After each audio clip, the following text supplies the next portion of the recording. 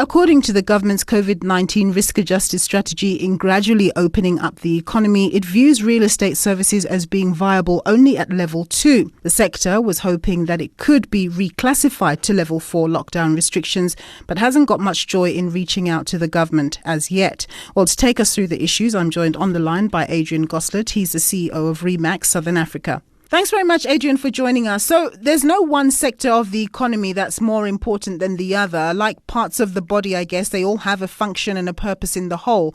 But of course, today we're focusing on the real estate sector. Just fire us some statistics in terms of the sector's contribution to GDP, job creation and so on. Sure. So if you take the real estate sector in isolation, it's 42,000 real estate agents. And the contribution is roughly 5% to GDP. But if you take the contribution from a revenue to SARS from a perspective of tax, you're looking at closer to 12%. And of course, you are, as the real estate sector, there are lots of interconnections with other parts of the economy. Yeah, that's exactly right. I mean, in my submission to the Command Council, I stated that, if you look at real estate on its own, it may not seem as big a contributor, but if you take it as a multiplier industry and the number of other industries that plug into it, it's enormous. Even if you take it outside of the industry as a whole and you go to the consumer, that's where the real effect is going to be felt or not, dependent on a reversal of a decision that we're hoping for. Yes. So you wrote a letter to the Department of Human Settlements motivating that the real estate sector's participation in the economy be looked at for sooner rather than later. What were your key points of motivation as to why the sector should operate under level 4 lockdown conditions? Sure. Well, we firstly focused on health because I think that's important. The Minister of Health has said that, and that's what they're looking at first. So we looked at the risk of transmission and how we could effectively curb that risk of transmission, and we believe it to be low. We went as far as to provide regulations that could be imposed on real estate agents in order to do that, without going into all of it, but one-on-one or 1-to-0 even. If real estate agents were allowed to do virtual showings of homes, which are happening around the world right now, would be able to show people homes from their living room.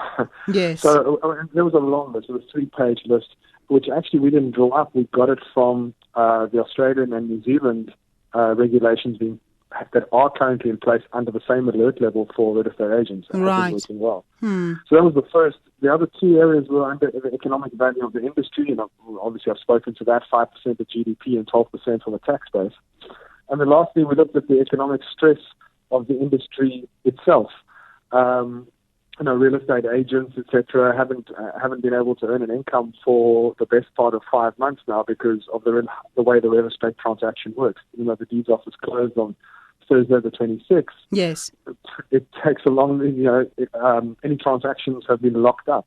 But my concern, as much as it is obviously for real estate agents, because I find myself in that sector, my concern is more for the consumer, for the public.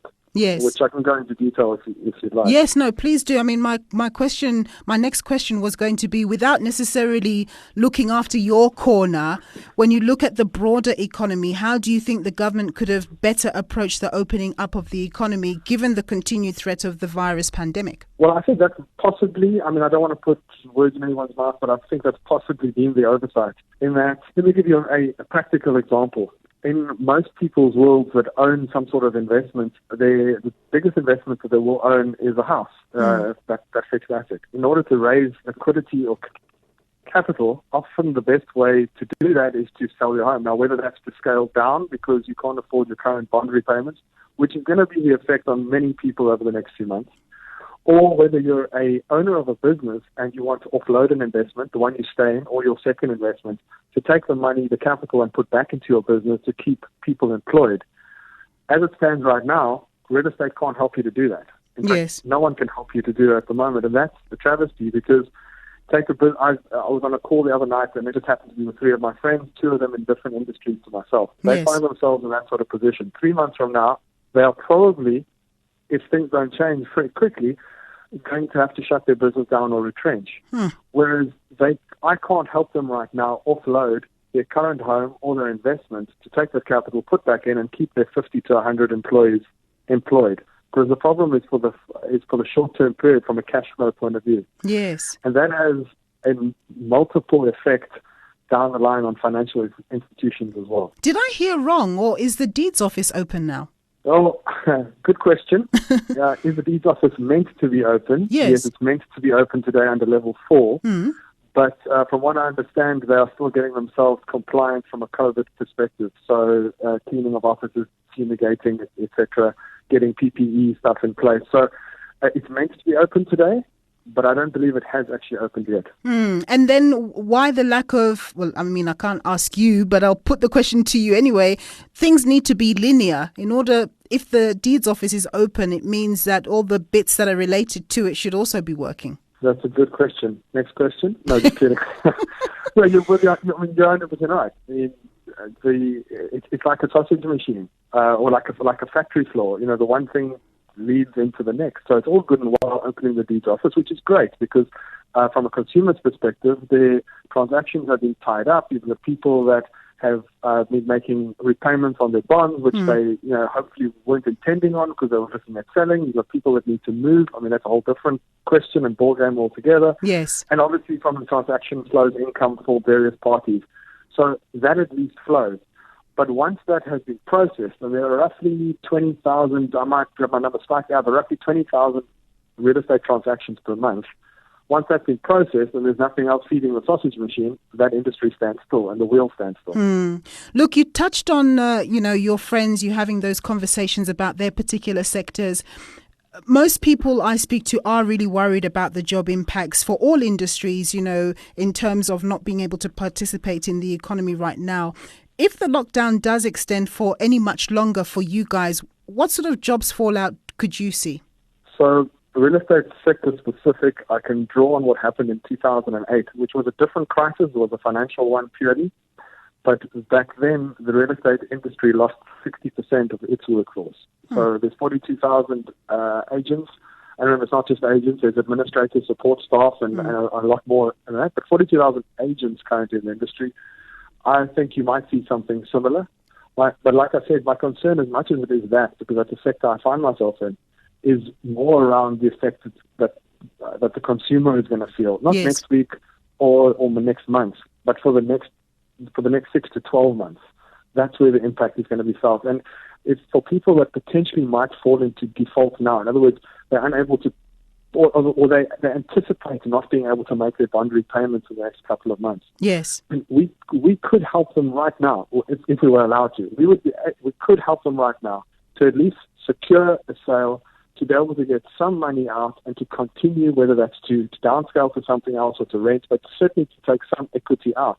The longer it continues, the more people are going to default, the more homes therefore are going to the market, and the more homes that the banks either have to repossess or increase on their risk profile, means those people's equity gets eroded across the board, across different sectors, markets, and then you sit with a bigger problem because now that person is going to want to potentially make a loan from the bank, going to knock on the bank's door, but because the bank's risk has just increased, they're unable to issue loans, or they'll certainly tighten their lending. And when they tighten their lending, and you see where I'm going with it, it's almost like a negative self-fulfilling prophecy. Yeah, no, of course.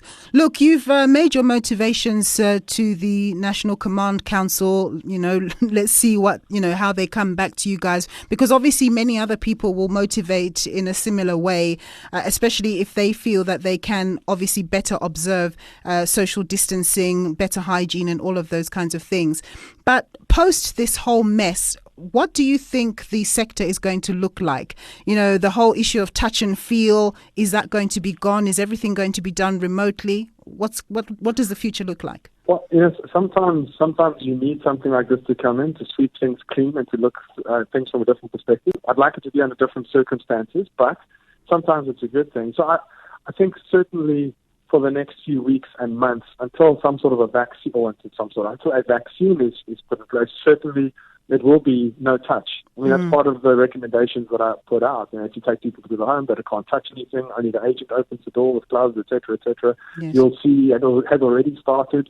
I was on a global conference call last week with our international REMAX partners. We've never heard of a concept called a virtual open home, or what we would call show house. So virtual show houses where the agent is in the home with a video camera, filming the home, hosting you, for example, sitting in the living room viewing the home as they walk through it. And then only right near the end of the right near the closing stage, most people would still want to at least walk through the home once before putting ink to paper, certainly on a big purchase like that. Yes. But you can limit the numbers significantly. You don't have to take tens of people through the home at all. There's ways in which to do that with technology currently. That was Adrian Goslet. He's the CEO of Remax Southern Africa.